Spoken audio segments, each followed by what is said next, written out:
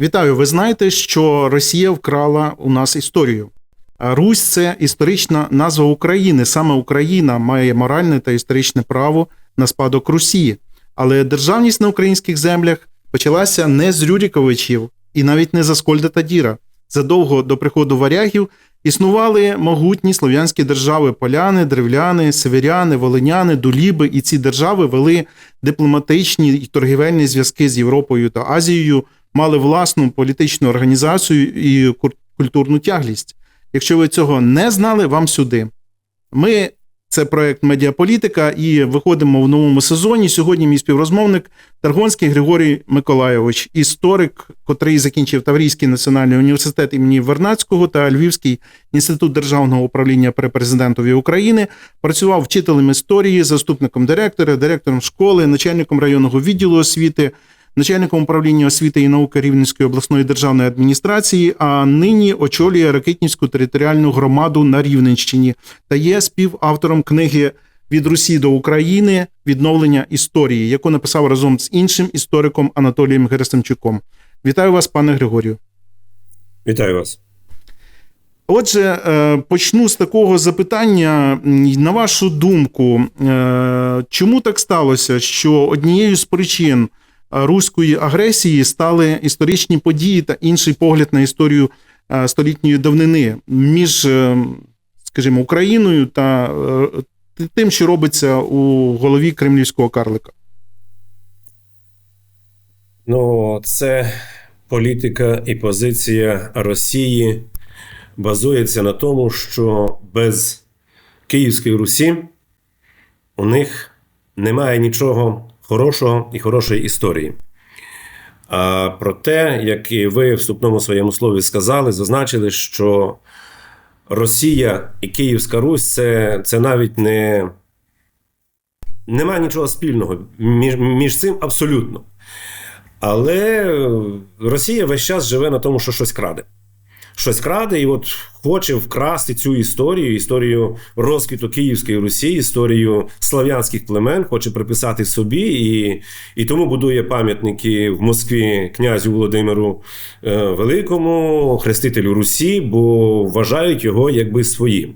Хоча ж, не треба бути великим істориком, щоб розуміти, що Київ був давно, а Москва заснована, власне, київськими князями. І якісь проводить аналогії там чи ще щось, не приходиться просто-напросто. Але Росія хоче позиціонувати себе з країнами європейської спільноти і показувати, що от у них є така от прадавня історія. Але вона точно не відповідає дійсності. Це притягнута за вуха фактично фантазія сьогоднішнього лідера Росії Путіна. І загалом так от вони вибудовували цю історичну лінію. Ще колись Катерина II, вона наняла німецьких істориків, щоб вибудувати правильну історіографію і закласти її в всі вищі навчальні заклади, які десь до останнього, ще навіть і в Україні, послуговувались тим, що от тягнуть, якби зв'язувати Київську Русь із Росією. Тобто поєднувати. А насправді все не просто, все дуже просто. Жодного зв'язку немає. Нам з вами якось з одного боку і повезло, і не повезло, тому що освіту отримували там в школі, в університеті ще якби радянського такого характеру, і цю історію, яку нам викладали, принаймні мені, то точно, так, я вже в цій історії почав розбиратися сам, коли почалася там перебудова, коли ось ця Горбачовська гласність розпочалася, і коли відкрилися шлюзи інформаційні і пішли, якби багато інформації, якої раніше ми не могли просто отримати. От. І я, ви знаєте, задаюсь весь час питанням, чому якби освічена людина будь-яка, вона буде шукати істину, так? Вона буде шукати, а чи справді це так, як мені про це говорять, так? От. І, власне, те, що відбувається з нами, так? Тобто ті, хто хотів, ті знайшов відповідь на ці питання. Але є багато людей, які навіть сьогодні вони не знають відповіді на ці питання або користуються цими неправильними відповідями, тобто тією історією, яку їм нав'язала російська пропаганда.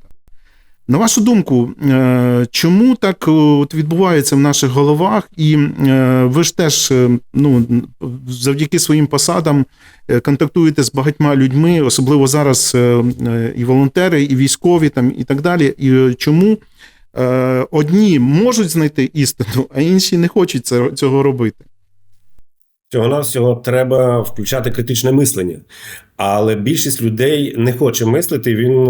Більшість людей, на превеликий жаль, і в Україні в тому числі, вони хочуть споживати готову продукцію. Чому сьогодні вся Росія, там же не один Путін, а вся Росія там на 90-95% вважає Україну, українців там, нацистами, там, фашистами і так далі. Тому що вони, вибачте, хавають те, що подає зомбоящик, і не мислять критично від слова взагалі. Там залишається, звісно, якийсь люфт розумних людей, які адекватних, які вміють це робити. На жаль, і в нас в Україні велика кількість людей, які не хочуть критично мислити, вони готові там щось почули, побачили, і сприймають це часто за чисту монету. А для того, щоб розуміти ту саму історію і навчитися оту відрізняти зазомбованість навіть Радянського Союзу, яка в нас закладалась, так як ви сказали, на уроках історії. Я колись, як працював в школі, то я пояснював дітям навіть, що нам будь-яка там, наприклад, опора стоїть електропередач. І нам завжди показували тільки одну сторону цієї опори, от в Радянському Союзі, показували, що оце от правильно, це такі наративи, все добре, все гаразд.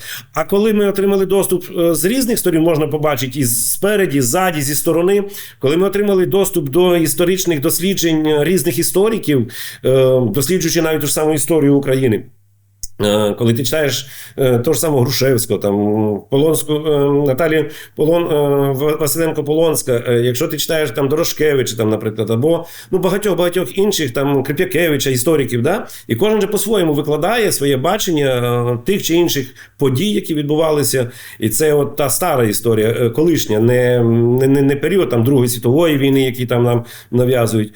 То багато чого для себе можна відкрити, можна пояснити і можна зрозуміти, зрештою. І навіть повертаючись до того, що Росія, вона мало того, що це вкрала, вона вибачте, але на такому примітивному рівні, навіть нещодавно, я думаю, що ви всі читали, Financial Times, аналіз зустрічі на Алясці президента Трампа з Путіним, коли заплановане не відбулось, у них там вечеря мала бути спільна, там ще інші заходи, але Путін розпочав лекцію про Київську Русь і про що Москва, а Трампу це не потрібно абсолютно було. Трамп сказав, що мене це не цікавить.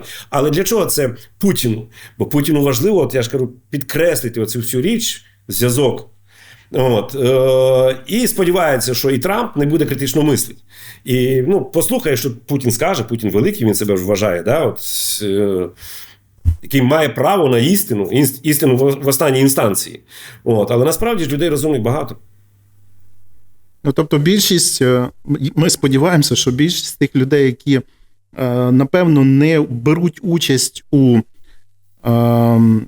поширенні там пропаганди, вони розуміють, що відбувається, і розуміють, чому нашу історію вкрали, і що насправді, так як я говорив на початку, і це, в принципі, у вашій книзі, про яку ми говоримо, теж мова йде про те, що нащадком Русі є Україна, а не Росія. Це однозначно, тому що Русь, ми ж до витоків, так? Русь так. Київська, іншої Русі ж немає, просто-напросто. Є Київська Русь, яка була заснована, сформована, здійснено там християнство, значить, писемність там, і так далі. І це все є викладено в багатьох джерелах, про це все є прописано. А Москва десь колись там на болотах пізніше набагато створилася. Так сталося історично, що вона стала, Москва, великим містом, великим центром, об'єднала величезну територію, питань немає, тому що, але Київ, слава Богу, вистояв, попри руйнування і татарами в 1240 році, попри руйнування і складні періоди історії, поки Україна не мала незалежності, слава Богу, Київ не стерли з лиця землі, що зараз намагається Путін стирати фактично весь схід. Для чого він це робить? Тому що там він поселить нових людей, яких привезе з Росії, і все, і забрати ці землі буде архіскладно. Адже чому він зараз претендує на ті східні наші землі? Тому що це ж не є величезним секретом, що в 30-х роках, коли був страшенний голодомор, коли загинула величезна кількість українців, то їх треба було кимось замінити, то просто привозили там готові будинки, готове житло, звідтіля весь непотріб з Росії всіх соціально складних, будемо казати, зеків якихось там і люмпенів привозились, розмістили, розташували, і от вони жили. І раптом настав час, коли їх використали, що Росія прийде, нас звільнить. Да. Така от історія. Тому, поки Київ стоїть, Київська Русь була якби у витоків нашої державності, і Україна абсолютно є прямим спадкоємцем, тому що інших варіантів немає.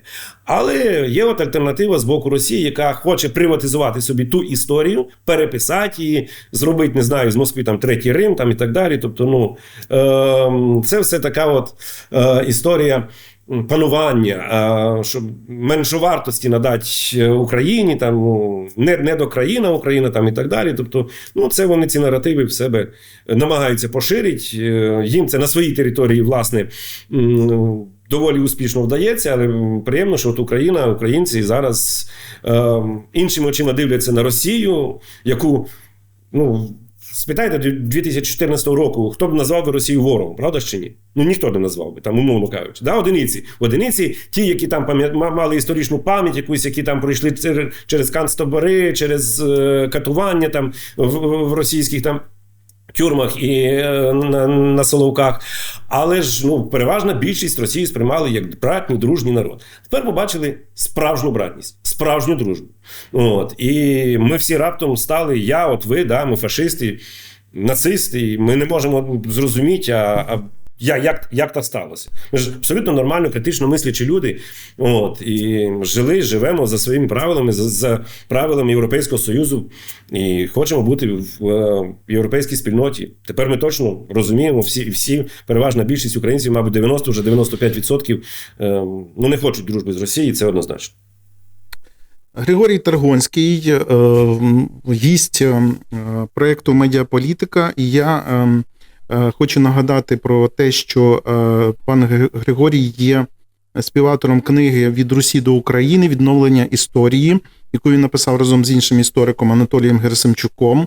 І якраз у цій книзі є відповіді на ті питання, які ми зараз ставимо і які не встигаємо поставити, але я переконливо раджу усім звернутися до цієї книги для того, щоб почати розбиратися в історії того, як нашу історію крадуть. Ось. І я хотів би ще пана Григорію запитати щодо ось цих імперських бажань, коли імперія вирішує, хто де буде жити, на яких територіях, як ви сказали, заселяти своїми людьми ті території, які імперії не належали, щоб змінити взагалі культурну тяглість і так далі. Ми ж розуміємо, що війна почалася не в лютому 22-го року, і вона почалася не в 14-му році, а вона триває уже кілька століть. І ця війна, що дивно, наприклад, для мене, що міняються якісь формати державного устрою. Наприклад, замість царської Росії з'явилася радянська влада. Так? Потім замість радянської влади зараз з'явилася ось та Російська Федерація, з якою ми зараз маємо справу в такому форматі. Але суть не змінилася. Чому так відбувається? Напевно, що ці наративи, вони значно глибше знаходяться в нашій історії, ніж ми можемо на перший погляд побачити. Ну, очевидно, треба розуміти, що Росія так і не змогла вибудувати хороше демократичне суспільство, а тяжіє весь час до монополії чи то царської влади, чи то генерального секретаря Комуністичної партії Радянського Союзу, чи зараз до диктатури однієї особи, і їм так зручно обрати царя, там, умовно кажучи, правителя над собою, на нього молитися і от не піддавати критичному мисленню. Ми от говорили з вами сьогодні впродовж програми про можливість критичного мислення. І ті одиниці критичного мислення, які там в Росії десь зароджувались, ми знаємо, як вони доволі трагічно закінчували. Ті люди, які дозволяли собі вільно висловлювати свою позицію, висловлювати іншу думку, іншу точку зору від того, яку там сповідує, скажімо, диктатор, ну, називаємо його умовним президентом Росії і так далі. І це просто не допускається. І людям так простіше якось жити. То, що в них доріг немає, то, що в них там катастрофа, немає зручностей ніяких, є точно куди кошти вкладати, але їм легше пити горілку, спиватися, пропадати, занепадати, але вихвалять свого правителя і казати, що от Путін наш найкращий, а ми Америку все одно там переможемо, там всіх этих і українців, і всіх інших переможемо, ми велика країна. Ну і от так от їм це подобається, очевидно. Бо ви ж подивіться, сьогодні загинуло в війні в цій вже більше мільйона військових російських, ніяких бунтів в Росії немає, не намічається, ніяких рухів немає про те, щоб зупинити цю війну криваву, скільки ж можна людей ложить. І вони, подивіться ж, як вони налаштовані, що вони, як було десь сказано, що не настільки сильна їхня армія, як довга, правда ж чи ні? І вони не скінчаються, сунуть. От, і, ну, така от вони нація, на превеликий жаль. От, на відміну від України, яка чітко стала на шлях демократичного розбудови, де є свобода слова, свобода думки, і за що ми боремось, власне кажучи, тому що кожен точно має право на свою думку, свою позицію, і це успішно навіть під час війни, попри складнощі, в Україні дотримується і свободи відповідні, і демократичні цінності сповідуються і так далі. Тобто у нас Україна не скочується до якоїсь там диктатури, скажімо. От. І чим ми відрізняємось уже мисленням, уже системним відношенням до всіх процесів, які відбуваються. Але ж ці процеси, я ще раз наголошую на моєму питанні, що попри те, як та влада в Росії називалася, і коли це було там чи 3 роки тому, чи 20 років тому, чи 50, чи 100, прагнення захопити Україну, зробити з України Малоросію, Новоросію і щось таке, щоб все ж таки Росії належало, прагнення переробити, і навіть не просто прагнення, а так як ви сказали, що спеціально істориків наймали для того, щоб підігнати історію під ту, яка потрібна була Росії. І як це і в принципі зараз трактується Кремлем, тому що вони ж якби ці наративи і продовжують, які початі там ще Петром, Катериною і так далі. От все ж таки ця імперська тяглість, вона наскільки вплинула на те, що от зараз говорять руські? Ну, я можу лише повторити те, що, очевидно, суспільству російському так легше. Ну, бо є... Тобто не залежить від того, чи це нинішні сучасники наші, чи це, наприклад, там мешканці царської Росії, їм так само було все одно, або навіть ще краще, тому що вони отримували якісь преференції від там царського уряду, коли заїжджали на той же Донбас там і так далі. Так. І через що, от коли там був період Єльцина, можемо констатувати в Росії, то там трошечки демократія була присутня все ж таки. Єльцин більше тяжів до демократії. Але, можливо, навіть від того він і втомився, що йому весь час треба було ламати систему. А Путін дуже просто зрозумів, що не треба нічого ламати. Треба просто-напросто спокійно взяти, очолити, узурпувати владу і подати себе як хорошого царя. І люди будуть на нього молитися, що, власне, він успішно і зробив, і йому абсолютно байдуже до... Ну, це треба бути сильною людиною, розумієте, щоб зламати систему і запровадити в такій державі, як Росія, яка тяжіє до імперських амбіцій, впровадити демократичні інституції, демократичні якісь там свободи, свободу слова, знову ж таки, мислення там і всі інші речі. Але це складно, і не зовсім суспільству це подобається. І через що? Ну добре, давайте. Якщо people, вибачте, це споживає, значить так і буде. І Путін на цьому успішно зіграв, і сьогодні ми маємо те, що маємо. А далі байдуже, хто попадає там. Ну, звісно, що Україну, без України вони нікуди, і без України вони ніхто. Тому що, знову ж таки, повертаємося. Русь київська, Росія якби спадкоємниця, і от вони цієї лінії тримаються, і будь-якою ціною їм дуже важливо, щоб оцей зв'язок був. А коли Україна не в лоні Росії, а Україна пішла в Європу, велика там стіна між Україною і Росією. І тоді, а де історія Росії? Ну, від монголо-татар. Все, іншого варіанту немає. Пане Григорію, на завершення нашого подкасту я хочу запитати от вас особисто, що спонукало все-таки шукати істину і напевно, що співавторство в такій книзі, яка відкриває якраз історію, справжню історію, це ж не просто так вам прийшло, щось раптом ви вирішили шукати джерела, шукати тексти, щось порівнювати, щось знаходити і так далі. Тобто є якась, напевно, мета в цьому. Чи не можете поділитися з нами цією метою? Звісно, що можемо, тому що ідея написання цієї книжки, вона не була якоюсь спонтанною, там, знаєте, приснилося щось нам, і ми почали це робити. Справа в тому, що я 9 років прожив в Криму, а співавтор Анатолій Герасимчук на Донбасі. Спочатку в Маріуполі, потім в самому Донецьку. І він набагато довше там прожив, і ми бачили фактично абсолютну відсутність проукраїнської політики як в Криму, так і на Донбасі. Ми бачили ту іншу біду, що все, що транслює Росія російською мовою, воно туди заходить, а української політики там не було, на превеликий жаль. Ну, уявіть собі, на весь Крим, там одна кримська світлиця, одна газета була, і її тираж був дуже малесенький, її ніхто не підтримував, ні влада, ніхто. Вона там боролася так на голому ентузіазмі, ця газета. Так само і на Донбасі. І це якраз от ми бачили відсутність проукраїнської політики.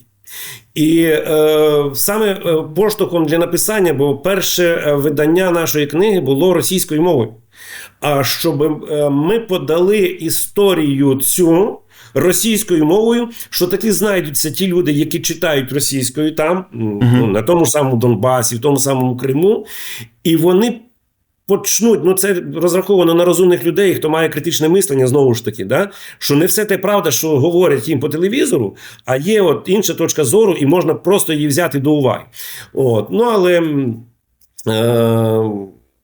на превеликий жаль, так сталося, що вже потім, коли ми побачили, що російською мовою вона гарна, хороша книжка, але то ми зробили ще і український варіант цієї книжки. Зараз він вже є україномовний варіант, виданий цієї книжки. Ну і ми показуємо можливість, і, до речі, вона стала таким певним відкриттям, певним шоком. От бачите, ви звернули увагу. А ще в 2015 році, коли ми робили презентацію в бібліотеці імені Лесі Українки в Києві, і коли ми зробили анонс в соціальних мережах, то ми побачили, тоді на собі відчули, як працюють інформаційні війська Росії. Бо буквально за одну добу в нас 160 раз назвали поганими словами, там закидали тухлими яйцями і так далі. На відміну від української сторони, ніхто нічого не писав, і українцям абсолютно байдуже було. Да? А там от чітко вони це відчули, вони десь побачили цю Київську Русь, да? От вони в анонсі там і так далі. І от 150 раз нас назвали, просто розмазали, грубо кажучи. Це нам не перешкодило виходило нічого, ми ж в Україні знаходилися, а не в Росії. Да, ми тоді жартували, що, можливо, ми станемо персонами нон-грата для Росії. Нам це було абсолютно байдуже.